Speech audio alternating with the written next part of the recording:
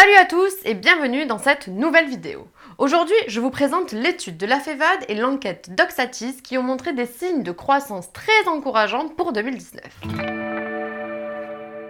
La FEVAD, Fédération du e-commerce et de la vente à distance, a dévoilé les résultats de son étude sur l'e-commerce en France en 2018.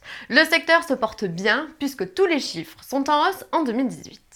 Quand on mêle ces chiffres à l'enquête Doxatis sur le profil de l'e-commerçant en 2018, on réalise à quel point le secteur de l'e-commerce est arrivé à maturité et ne cesse de se développer. 13,4% de hausse des ventes sur Internet en 2018. Le montant des dépenses de commerce en ligne en France a donc bien augmenté en 2018 avec 13,4% de hausse, soit 92,6 milliards d'euros dépensés sur Internet.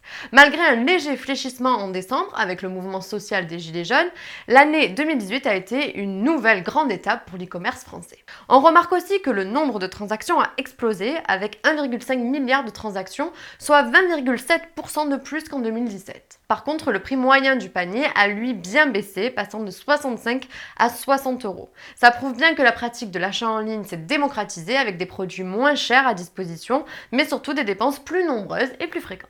Enfin, on remarque une augmentation du nombre de sites e-commerce de 12,6%. Il y aurait environ 200 000 sites marchands actifs, soit près de 22 000 sites de plus que l'année dernière.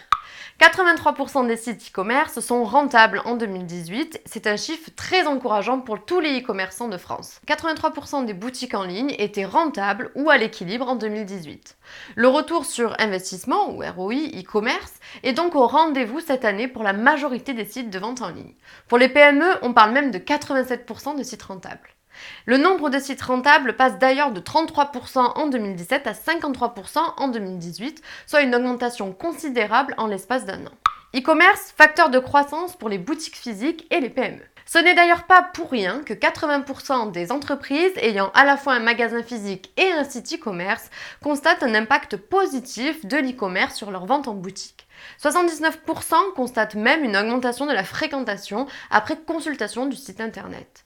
Pour les PME, 60% des personnes interrogées ont constaté une progression de 10% du chiffre d'affaires en points de vente physique suite au lancement de leur site internet. Ça montre à quel point, notamment pour les PME, la vente doit devenir omnicanal. C'est-à-dire qu'il faut pour les commerces locaux penser à intégrer la dimension commerce pour augmenter leurs chiffres globaux tout en améliorant leur visibilité et leur attractivité. Achat sur mobile et place de marché en augmentation. On vous en a suffisamment parlé, mais l'achat sur mobile est depuis 2017 une priorité à intégrer dans votre stratégie.